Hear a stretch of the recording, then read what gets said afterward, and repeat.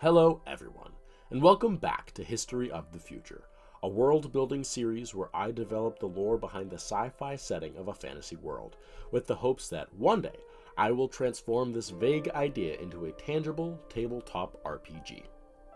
The world of History of the Future takes place 1,000 years into the future, in a time where humanity has spread out amongst the stars, and they find themselves on planets that they share with an assortment of alien life. One of which is the famous Earth-like world Teratau. If you remember the last few episodes, I've been talking about the Tau Ceti star system, a famous star system 12 light years away from Earth, in the core of the human empire, the USSE, and the home to the first ever discovered true Earth analog planet, Teratau. And in one of these episodes, I had drawn an assortment of alien life that called Teratau their home. And well, I decided that 7 wasn't quite enough aliens, and in this two-parter sequel video, we will be taking a far deeper dive into the aliens that call the tundras, mountains, deserts, and oceans of this planet their home. Feel free to watch the first part here or to see the updated lore sheets on my DeviantArt page, with the updated tabletop stats and the flavor text from these videos. Also, see the first video to hear the evolutionary rules that I tried to loosely follow to make these creatures more feasible. In short, I find it important to keep in mind the niche that each creature here fills, and what traits we often see in similar animals inhabiting these niches on Earth. I also like to keep in mind common evolutionary reoccurrences and how they can be influenced by differing planetary settings. Like how on Earth, animals usually have some sort of combination of 2 eyes and 4 legs. So on Teratau, I gave the creatures here 6 limbs, due to a higher gravity causing a need for higher levels of stability, and a single eye that would let more light in on the dimmer surface. As Teratau is a super-Earth, further from its star than Earth is from the Sun, this planet is going through the end of its own global ice age, and therefore, the niches seen here are remarkably similar to those found of Earth's cold, ancient past. Of course, this doesn't mean that the entire planet is a ball of ice, simply that this world's life must adapt to a cooler and drier environment than the animals of the modern-day Earth. The famous and majestic giants of the northern tundral regions of Teratau, Titanopods live in familially related herds of 10 or more. Giving birth to live young, they spend 2.5 decades rearing their calves to adulthood. Using their proboscis-like mouth, they scrape their tongue along the tundral floor to rip up the moss mats that are native to the area. They will eat half a ton of food every Tauan day. Content to be benign giants, they are known to have unpredictable tempers if approached, mothers often being the most temperamental when their young are around. At the end of a Titanopod's life, their herd will stay with them for several day and night cycles after their passing, where after the pack leaves, the carcass will become something known as a Titanfall, where the rotting meat attracts hundreds of predator and scavenger species who pick the bones clean over the course of a few months. An ongoing Titanfall event is rare, as they live for an average of 260 to 300 Earth years.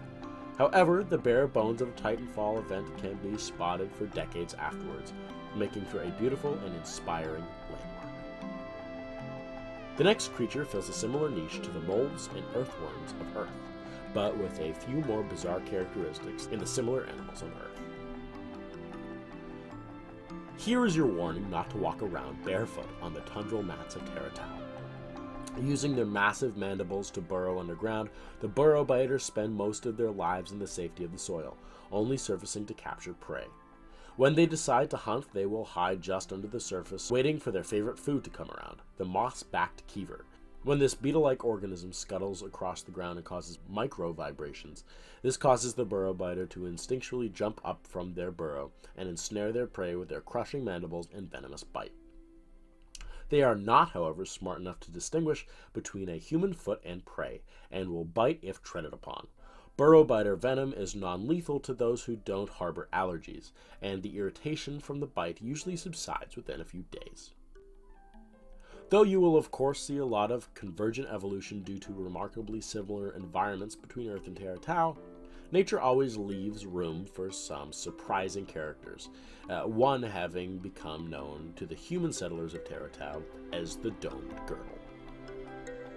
Surprisingly intelligent, the domed girdle gets its name from the protective shell of argonite that protects most of its upper body.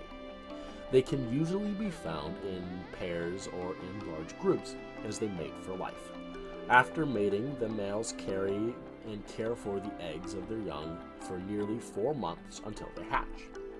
Then the mother and father will take turns scavenging for food.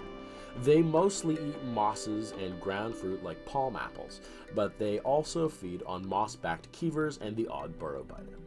It takes about 2.5 standard years for a Gurdle pair to raise their 3 to 5 pups to adulthood. But when they do, they release them into large groups of Gurdle that congregate in special mating grounds once a Tauan year, 15.6 months or so, where the young will go off to find a mate of their own. It is notable that the domed Gurdle is one of the only native Tauan species that can live in the invasive earth pine forests, as they are smart enough not to eat the dropped pines and cones, which are seriously toxic to most of Tauan life. Mentioned before is the Kiver, similar to many types of earth beetles in appearance, at least in their adult stage, but with a few alien adaptations. The bottom of the food chain for most carnivorous fauna of Teratau, the moss-backed Kiver of the northern continents, exhibits a unique strategy of camouflaging itself by letting the spores of the tundral mats grow on their backs. Their hardy reproduction style leads to their proliferation across the planet and in some off-world environments as well. It is a result of their reproduction strategy, as they spawn often in batches of 100 or more. They are a subspecies of the wider Kiver and are closely related to the southern basking Kiver, a subspecies that lives in the equatorial deserts of Teratau, that bury themselves in the sand for protection. Since the Kiver is notably not much more than a food source for other Tauan life, it's probably a good time to take a look at a few types of notable Tauan flora that have become popular foodstuffs across human-occupied space. The palmapple, aka the ground apple, and is a commonly grown and sold fruit in agricultural practices across the USSE. It can only be grown in the proximity of Tauan moss mats, or similar fauna, as they have a parasitic relationship with that photosynthetic plant. They reproduce by releasing spores through their red stems and are known to outcompete other crops if not heavily controlled. They have a taste similar to that of a pear, but the texture of an uncooked potato. I'm sure you've now noticed under the Associated Items tab of the database entry that there are some sellable items and a monetary unit called the USSC. This refers to the most common and widely accepted currency in the USSE called the United Star System Credit, which is the official abbreviation, but it is more commonly known as the note. 100 USSC, or 100 notes, are about the same worth as $2 today, or 1.86 euros, or 295 Japanese yen, for reference. The cragfruit is the main natural food source of the Tauan rock monkey, having designed their reproductive patterns with a symbiosis with these creatures. Covering their hard seeds with sweet aerial filled with sugary nectar, their seeds are spread naturally through rock monkey droppings. They grow in cliff faces and in the cracks in sun-baked rocks in arid environments. Their skin is a dark purple-black as it uses protoporphyrin to photosynthesize, a chemical with a similar makeup to chlorophyll. While growing, they appear black with a yellowy-green crown, only turning red when they ripen. This, as it has been discovered, is because rock monkey eyes, and by extension most Tauan eyes, cannot see the color green, and as such, red is the color that is highly noticeable to rock monkeys. They are known to be difficult to grow due to their specific environmental requirements, which is why cragfruit are considered a delicacy. The final two fauna of the video are the notable desert fauna of the planet. Lesser, as the deserts of Teratau are remarkably barren and harsh, leading to less well-known life. Rock monkeys inhabit the arid cliff faces, which is why their 4 dexterous forelimbs and 2 powerful back limbs are especially designed for climbing. Highly social, they use a mixture of guttural chirps and pheromones to communicate verbally and through their antennae, respectively. They can often be found in packs of hundreds strong, inhabiting the remote desert cliffs of Teratau. They are considered pests in the city of New Barcelona, as they commonly steal from marketplaces and waste management devices. Off-world, they are a mildly popular pet amongst the middle and upper class USSE citizens. Although they are known to be very messy and mischievous, their favorite food is cragfruit, but they are known to eat all sorts of sweet fruits. They are a close relative to the yeti bears of Teratau's north. Bovac are a mild-natured herding fauna that can be found on every continent of the world Teratau, and on many other worlds where this species has been introduced. Due to their hardy nature, the bearskin Bovac have become more commonly known with farmers across the USSE, but it is notable that on their home planet, the woolly Bovac, their close cousins that inhabit the tundral north, outnumber them 10 to 1. Living subsistently on hardy fauna, the Bovac produce a milk-like substance from their 6 udders, and unlike earth cows, Bovacs produce this milk as part of their mating cycle, regardless of if they are rearing young, making them a much more desirable livestock option. The milk that they produce has a mild earthy taste and appears a light brown color. So here, including all the aliens from both parts, we have 12, or technically 15 if you count the subspecies and nondescript mosses mentioned, are the popular species of the planet Teratau.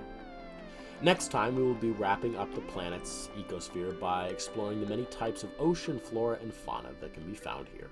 Until then, the lore sheets can be found over on my DeviantArt, and updates as well as early access to my art and videos can be accessed by supporting me over on Patreon. Thank you STE and Alan Michael White for your support. It honestly means the world to me. If you would also like to support me and possibly get your name shouted out at the end of one of these videos, then feel free to sign up in the link in the description. It is affordable early access that you can cancel at any time. So thank you all so much for watching. If you like this video, then leave a like, and if you want to see more like it, then subscribe and turn on the bell to get notified when I upload next.